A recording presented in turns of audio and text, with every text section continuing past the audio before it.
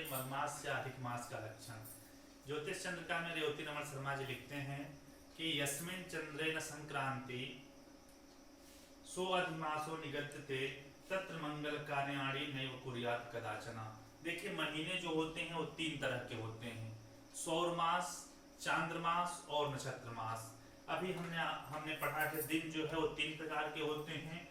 दिन कितने तरह के होते हैं? तीन तरह के। एक होता है सौर दिन, दूसरा होता है चांद्र दिन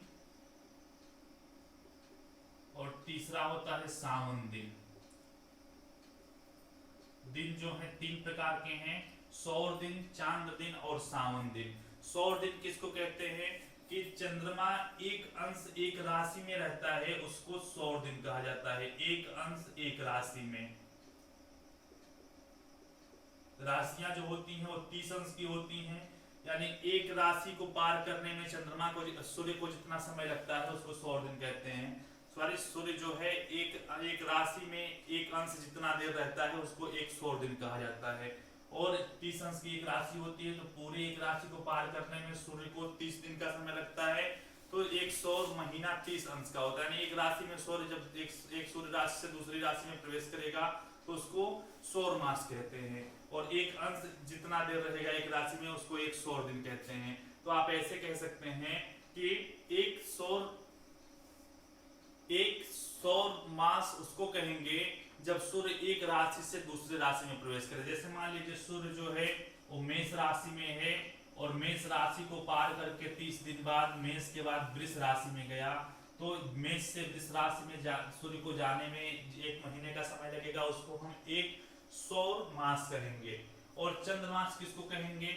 चंद्रमा की पूरी तिथि जो है, चंद्रमा की पूरी तिथि यानी कि अमावस्या से लेकर के और अमावस्या तक, अमावस्या से लेकर के अमावस्या तक के समय को हम क्या कहेंगे? एक चंद्रमास कहेंगे। यानी तिथियों के हिसाब से चंद्रमा जहां से शुरू हुआ था, जहां पर था वहीं फिर से शुरू हो गया, ऐसे समय को क्या कहेंगे? एक चंद्रमास कहेंगे। और नक्षत्र मास किसको कहते हैं? नक्षत्र मास का मतलब 27 नक्षत्रें होती हैं, सारी नक्षत्रें पूरा हो गई तो उसको एक नक्षत्र मास कहेंगे।